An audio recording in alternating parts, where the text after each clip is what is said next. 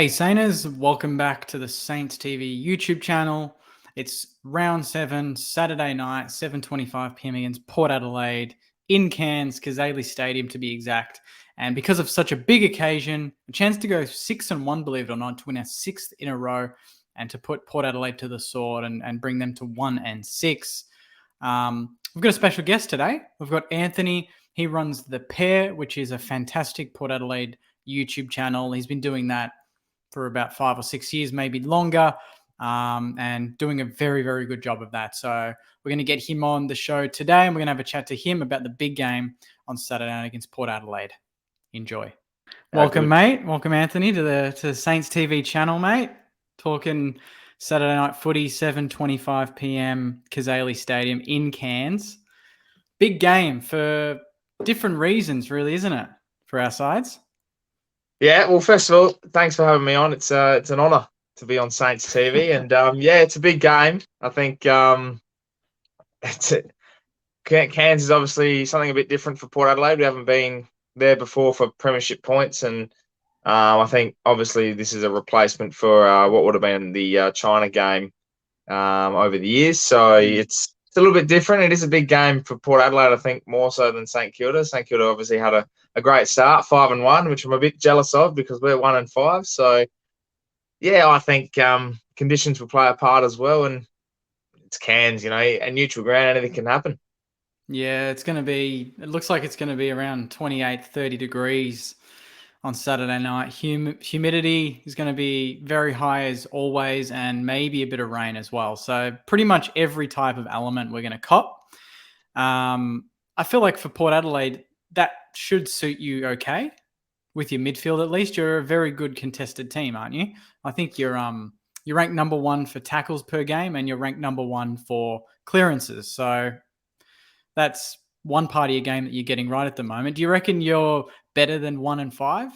The way, because your results have been okay, some of them.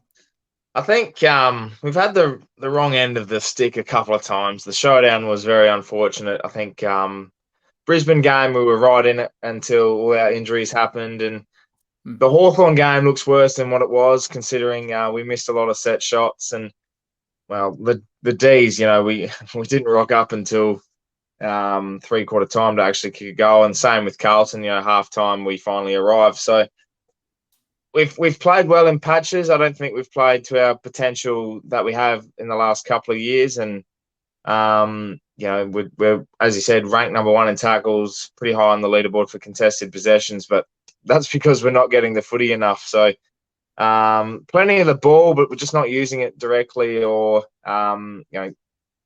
with a lot of attacking nature about it. And I think on the weekend against West Coast, we finally actually implemented that for the game. And look what happens when we actually play that footy. We actually look decent.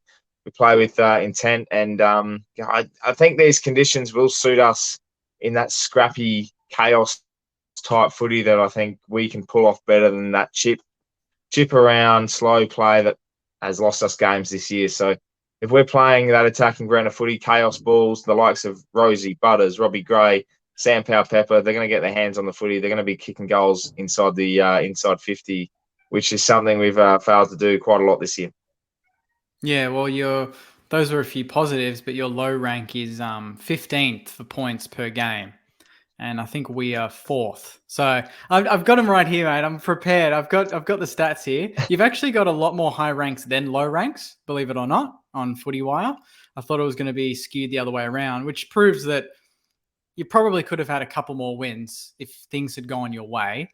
So 1-5, I think, is a bit harsh. I think you're a bit better than that. Your forward line, though, that's been kind of something it hasn't really clicked until the West Coast game, right? And that was Marshall, so Finlayson as well. You've got in the off season that's been pretty solid. How's that been looking without Dixon? Is that a concern? Do you think you've got the goals there for Saturday night playing with the Smalls, or? I don't know. Like it's Marshall's kicked 2 bags of 5 goals this year, which has been a massive improvement for him. Yeah. Considering previous years, but in saying that, that's in 2 games of football out of 6. He only kicked 1 other goal. I think it was against against Melbourne or something, and that was a consolation goal. So it's hard to tell with our forward line. I think it looks better than what it is on the weekend against the Eagles outfit. But look, Finlayson's just got to. I think it's all about consistency. They've only played 5 games together. Yes, it's a massive loss with Charlie, but Charlie's not going to be around forever. And one of the key things is having that continuity in your forward line. We've seen with Carlton, Mackay and Kerner have had good, consistent footy throughout the year. We know Jeremy Cameron and Hawkins at Geelong, and even Max King's found his groove. Even though he's kicking 1 goal 7 in a game, it's still he's getting plenty of avenues and opportunities. So whether or not we have the points to do it, I'm not sure, but we do have the defense because I know we're ranked number 6 in defense, so we could at least hold you guys to 40 points. It could be a very low scoring game. Yeah, that's the thing. It's if the attack's not firing, your defense is at least one of the more consistent parts, or maybe the most consistent part of your squad at the moment. The one that probably where I think we can get you, and we can talk about kind of key matchups and where you think you can get us and where I think that we can get you. But it's obviously Ruck. I think. I mean, even last week for us, we lost Jack Hayes pretty early, which was devastating because he's been awesome for us. And Rowan Marshall he copped a fairly big corky and he didn't finish the second half. He was on the bench, played like 5 minutes. And we had Josh Battle in the ruck and somehow pulled it off. You've got young Hayes, is it, in the ruck? Is he the one that's... Yeah. Is he going to... Do you think he's going to go at it alone this week? Because we'll get Paddy Ryder back with Marshall probably. Surely you don't go in with one ruck.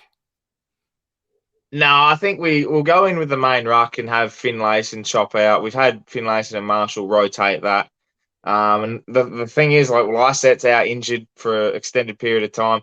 We don't have another key ruckman to come in and really take that fold. So I think it's Finlayson and Marshall going up against Ryder and Marshall to nullify that. We've been playing to losing hit outs throughout the year anyway. So I think that's not going to change too much in how we read it as a midfield. I think it's more so that it's the hit outs to advantage that probably hurts. And whilst Hayes did a really good job last week against, a waffle type ruckman in Williams, it's giving him confidence to at least go up against the likes of Ryder and Marshall this week. And it'll be interesting to see how he stands against those two because they are key ruckmen in the comp. They're the reason why St Kilda have been able to dominate in that midfield. And, I think if we're able to match that at least, it's just a matter of whether or not we score from the centre clearances. Because I know that's been a key factor for everyone this year is what you can score from that centre clearance and from your stoppages. And we haven't done it well. We've done it at occasions, but it'll just be, I think it's more nullifying Ryder and Marshall, in my opinion, than trying to beat them. Because if we can do that, then I think it's a fair game. Yeah. And you've got Ollie Wines back, obviously. He came back last week and he was pretty solid. I wouldn't say he was his all-time best, but it was Ollie Wines. He's a Brownlow medalist for a reason. He's a superstar. Does it just give you more confidence in this team now? Is he one of those players where once he's back in the lineup, everyone else somehow just goes up 5-10% in their output? Did you notice that against West Coast? I think it was funny because he brought out different midfielders in the game, and we had a fair bit of the footy, but for Connor Rosie to shine, even with Boak, Wines, Drew, 3 key starting midfielders, for him to shine and actually win the Peter Badco medal, best on ground in that game, it gave me a lot of confidence to say we can lose Ollie, we can lose Drew, or maybe Boak can push forward a little bit. And we have that replacement because I've been a bit worried. Connor Rosie's form hasn't been great. And I know we're talking about Ollie Wines, but for Connor Rosie to come in and do that, it allowed Wines a lot more space, a lot more freedom. And Ollie was having shots on goal. He kicked that goal in the last quarter. He still had, I think, 28, 29 touches for the day. And I think for Ollie, first and foremost, was to be able to get through the game unscathed and prove that he's still fit and it's nothing too serious with his heart condition and what happened. I think that was a massive plus for a lot of Port fans in particular. But yeah, I think Ollie brings out not only the betterment of their midfield, allows Boak to do his own thing, but yeah, for Connor Rosie to do that, Zach Butters was unwell last week. He'll come into the mix again and play a rotating midfielder role. Dan Houston, that bloke's everywhere this year, and Sam Powell-Pepper, we're all getting the footy. And I know it was a sort of a training drill, but it just gives confidence for everyone else to know that Ollie Wines is there, but he plays a big part in how we structure up. That's the thing I'm curious about. We both had, complete opposite, I guess, round 6 performances where, we were, I guess, undermanned during the game in a slog. GWS had to bounce back because Leon Cameron's under all sorts of pressure.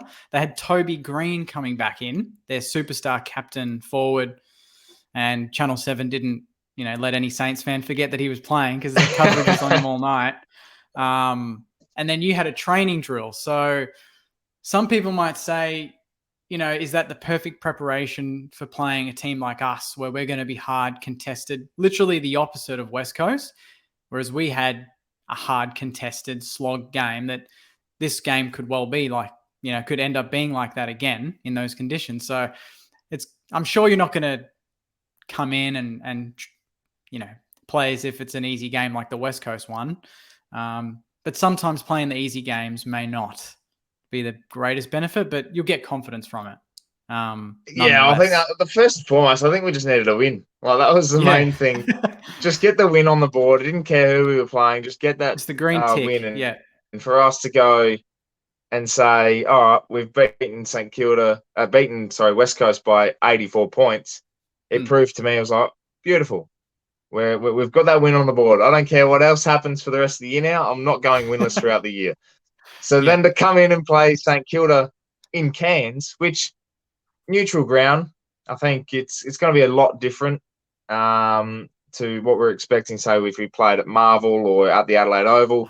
Mate, we never play at Marvel. What are you talking about? Hey, we played there last year. And that never happens. We played there last year and we got the job done. So true. That's right. Yeah, we choked in the end. Yeah. Don't remind me. We don't have a good record against you, and that's another thing. When I think of Port Adelaide, I'm always like, I have to struggle to think of good performances because I always think of the China game and half our team was sick and you smashed us. The only good performance I can think, the Paddy Ryder tap to Gray like that. I can't think of that. That haunts me to this day. So many Port Adelaide 04 prelim, but we should have won that. But I mean, Wayne Ganeen kicked a goal at the end. There's a lot of memories that aren't good ones. And then the only one was 2020 when we rocked up and surprised you guys when you were top of the ladder. But since then, you've won 4 of the last 5. So I don't know. Do you or any other Port fans I don't know if you go on Big Footy or any other threads like that, do they see us as a good team at the moment, or are we a top 4 team, or are we just a team that's had an easy draw? Some people think we're not as good as 5-1 indicates, but our percentage is good. Other metrics are we're top 5 in a lot of stats. That kind of stacks up. But what do you reckon? Look, I'll be honest with you. A lot of Port fans are just sitting there going, bloody hell, we're playing St Kilda. We're going to get pumped by 10 goals. Really? Okay. That's just a lot of fans' mindset at the moment is that, we actually suck. And we're coming into this game expecting to get pumped in Cairns. There's people like myself and the majority of the fans are actually saying, all right, this is the test. We've got that win under the belt. We've now got a bit of confidence. Todd Marshall's got some confidence. We've got somewhat of a decent team on the park now. And it's just a matter of, can we get this going, get the season going and be pretty consistent? But in saying that, I rate St Kilda very highly. And to go 5-1, we've seen a lot of previous seasons where you've come into a season with high expectations. Perfect examples last year. Coming in, I even thought you were going to be top 4, and you're getting pumped by West Coast. I think at home as well, and it was just a lot of a different vibe compared to this year, where I'm sitting there going, bloody hell, we've got Sam Hayes against Todd Marshall, Paddy Ryder, then you've got Jack Steele in the middle. Max King, who the hell's going to play on him down forward? Dougal Howard's going to play on Toddy Marshall down back. And I'm here going, these matchups are concerning. Oh, And I'm not even worried about what personnel we've got on the ground. So I'm optimistic for Port Adelaide, but I'm yeah, also of very course. wary of St Kilda. Yeah. So that brings us to matchups. What's the matchup that concerns you the most? It'll be Max King. I think Who plays on him? I'm putting Tom Cleary on him. Yeah, a lot of O'Leary has people to have. play. O'Leary has to play that role of the swing, not the swing, the loose man. Hmm. Putting himself in front of Max King, making sure he's not leading. Tom Jonas is going to, be on the smaller types. I'm putting Darcy Byrne-Jones as a 1-on-1 on Jack Higgins. Ooh. Um, I think just for personnel reasons as well, because he's out of touch. Darcy, he's a leader of the club. He's in the leadership group, and what a perfect way to put him on. Most informed small forward in the comp and play that role and really shut him down. So I think they're the two. They're the two main ones. The midfield battle is going to be the midfield battle. Yeah. And I'm not saying Josh Battle. I mean Ashley Battle. So I think those two, Max King, Cleary, and then I think Darcy Byrne-Jones, Jack Higgins is probably my two key matchups. Yeah, I think midfield. I don't think anyone. I mean, I read on Big Footy on the Port board, and a lot of them were talking about tagging Steele, but I just don't see our midfields doing that at all. I feel like if anything, it'll be Steele on Wines head to head. They'll just go at it. Mm. Maybe Crouch on Boak. Though, like there's a lot of like for likes in the midfield, Yeah, so I don't see a reason unless we get so much ascendancy in the ruck that your mids have to be like, okay, we're going to play a bit more defensive here because Ryder and Marshall are just killing us. But yeah. I don't think that's going to happen from the bounce. It'll just be head to head. Yeah, I think so. And I think overall as well, you got to look at last year's game in particular at Marvel. We saw going through the stats. Steele had 36, Wines had 36, Brad Hill I think had 30 odd. Boak was in the 25s. There was a lot of these high possession games, but on the scoreboard it was 74 to 61 Port's way. So no point tagging in a game like this where it's just going to be hot, it's going to be humid.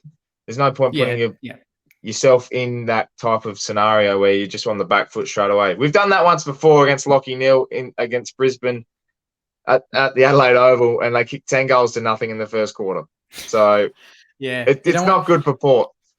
Nah, you don't want to be, you don't want to be too conscious about the opposition, especially in a game like this. It's going to be dewy. It's going to be all over the place. It's not going to be clean footy, which disappoints me because I feel like if it was that sort of game, we can really get it on the outside and run.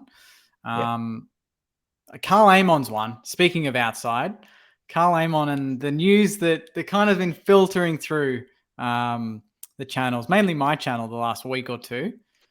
What are your thoughts on that? And is he a player that you'd be happy, obviously not happy to see go, but is he replaceable?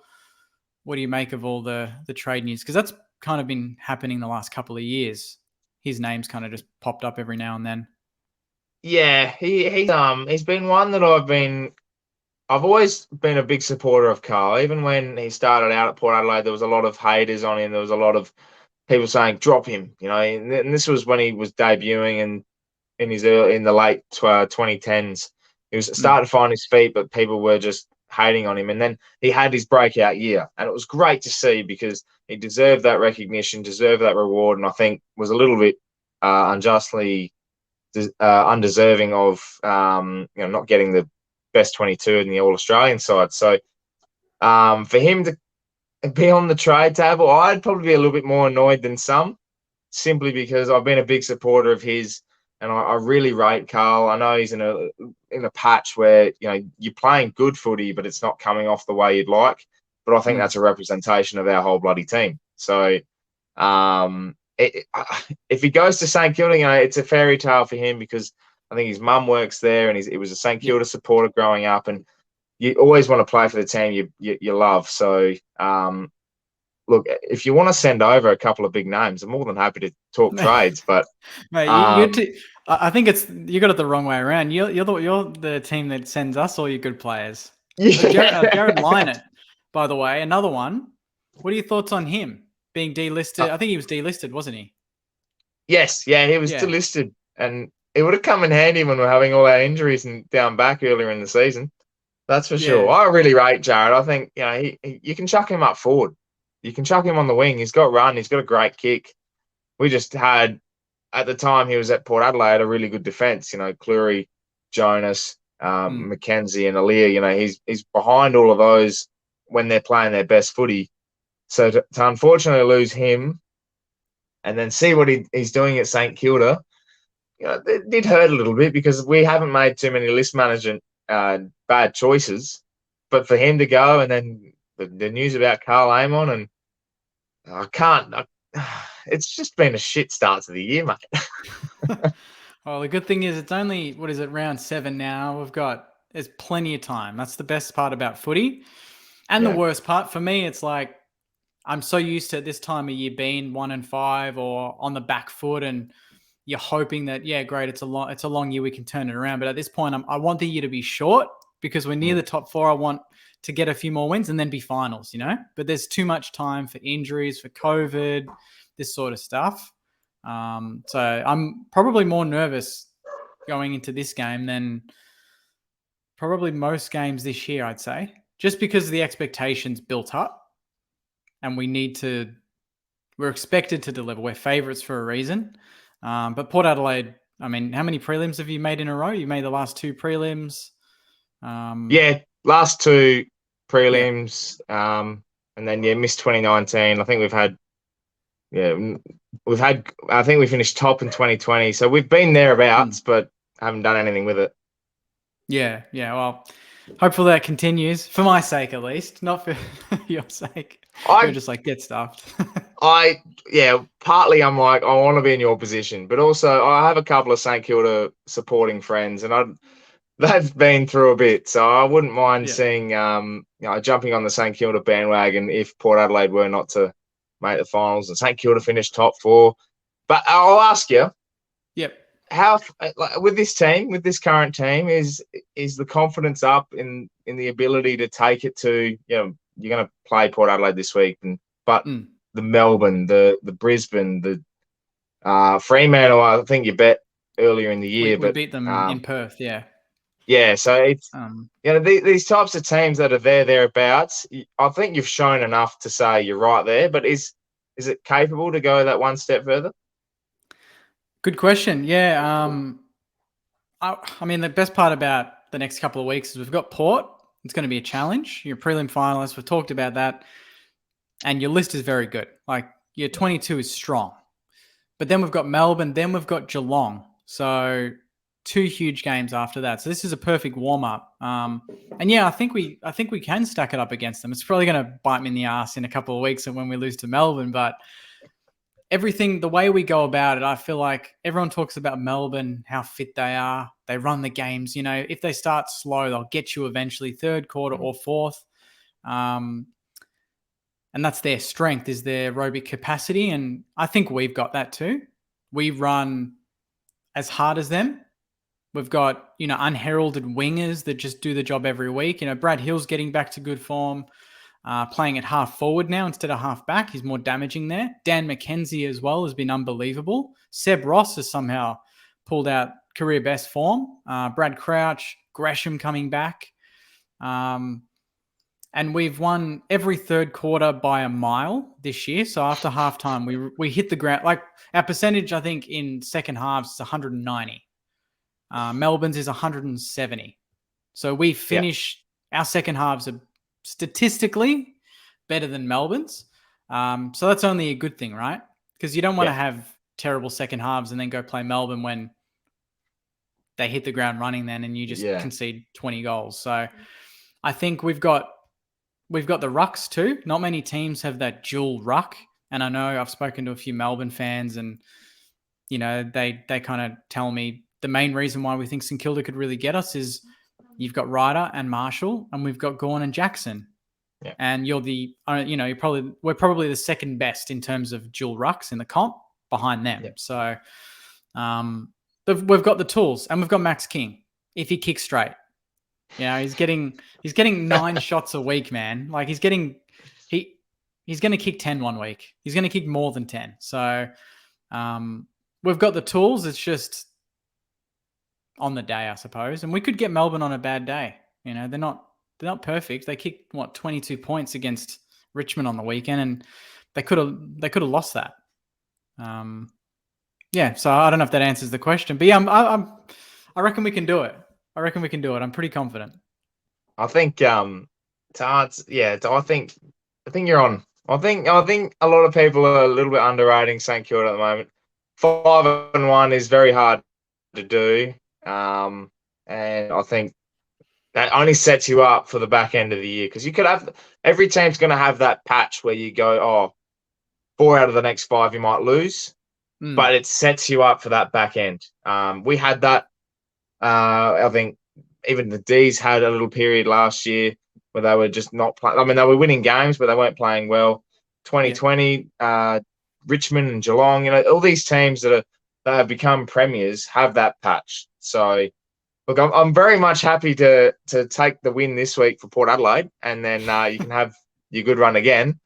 But look, I think you can. I think you're better than Geelong. I don't see anything special about Geelong. I think the D's are the team to beat, and if you can knock them over, that's going to be massive confidence. So, but your test is Cairns, mate. Cairns against Port Adelaide. That's it. You're right. Yeah, it's the conditions. It's the night. It's, you know, not going to be a big crowd. You know what I mean? Like, there's little things like that get players up and about. Oh, have you been to Cairns? No, I mean, I wanted to go on the weekend, but kind of things didn't line up. And then I saw the flights were like 800 return. I'm like, get stuffed. Have you been there? I went earlier in the year. It's a beautiful place. I didn't see one crocodile, and it's hot and humid. Well, yeah, I don't know. I just want the boys to get the job. I just want the boys to get the job done, mate. That's all I'm thinking about. It's just 4 points in here. Just 4 points. Give me your predictions on our podcast. We usually do kind of like, you know, someone to have your stats prediction, the best player on the ground, and then your tip and margin. So, give me your predictions. I'm thinking, all right, best on ground. I'm going to go with. I'm on someone else's podcast. So I'm just going to say it. Travis Boak, he's going to have 30 plus, and he'll kick 2 goals, I reckon. He's due to kick a couple. And if people don't know, I have a little bit of love for Travis Boak. So that is why. And my tip is, well, I have to tip Port Adelaide. Port Adelaide by 16 is what my head's saying and my heart. So fingers crossed. Yeah, you look convinced there. You look convinced. All right. My prediction. Everyone's talking about Jack Higgins, and I said this on our podcast the other day. Everyone's talking about Jack Higgins. They forget that Dan Butler's there.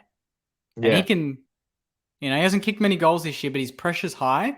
And Higgins is getting all the attention in the world. I reckon on a dewy night, humid, King maybe getting to every contest, but not marking everything. It's going to be Butler's pantry out the back, and he's going to kick 3 or 4. And I'm going to go prediction, Steele to have more disposals and tackles than Ollie Wines. I rate that. Because they're going to get close numbers. They're going to get close. They always do. So because Boak will top them all. So simple as that. True, with the 2 goals and 45. I didn't even give my tip yet, actually. What's my tip? I'm going to go Saints by 23. It's going to be like the GWS game where the margin's going to go up and down. Port leading, us leading, Port leading. And then 4th term, the fitness gets going. The boys start running. King kicks 4 in the last term, and we win by that margin. I don't like that. Because you know what that means? It's going to be a game of frustration. And I'm going to sit there and watch that last quarter, and I'm going to be very explicit. Well, honestly, mate, regardless of the result, I just don't want any more injuries to Ruckman, because every Ruck's going down at the moment. And just injuries in general. Let's just have a good, hard game. And then see what the result is at the end, which hopefully will be one that I'm smiling about in my review after the game. I'll be honest. If Port lose, I'm looking forward to having many of views, because it's been happening all year. People seem to love when Port Adelaide lose. They just watch me go off my rocket. So I'm happy for that. Yeah, if it pumps up the views, the subs are going up every week. You're like, yeah, keep going for it, keep losing, Cheers, boys. guys. That was like me in the first 2 or 3 years of doing Saints TV, mate. Every week I was getting subs, views, everyone messaging me like, Jakey, why do you even do this? I'm like, oh, I'm hoping eventually the club might actually repay the loyalty and actually turn into a decent team. Yeah. And yeah, so far this year it's been good, but it's still early. So we'll see how we go on Saturday night. But thanks for joining, mate. Thanks for the chat as well, and the kind words about the footy club. Not many opposition supporters are, acknowledging the Sainers at the moment. Just going low key, but you seem to have a little bit of a soft spot there, so that's good to see. It's been a pleasure to be on, mate. And when your team's in a rabble like we are, 1-5, you have to just acknowledge the good teams at the moment. So staying humble, and I hope we get the win Saturday night. We'll see, mate. We'll see. Chat to you soon, mate. Thanks for that. Cheers, mate. Appreciate it. See you later. Bye.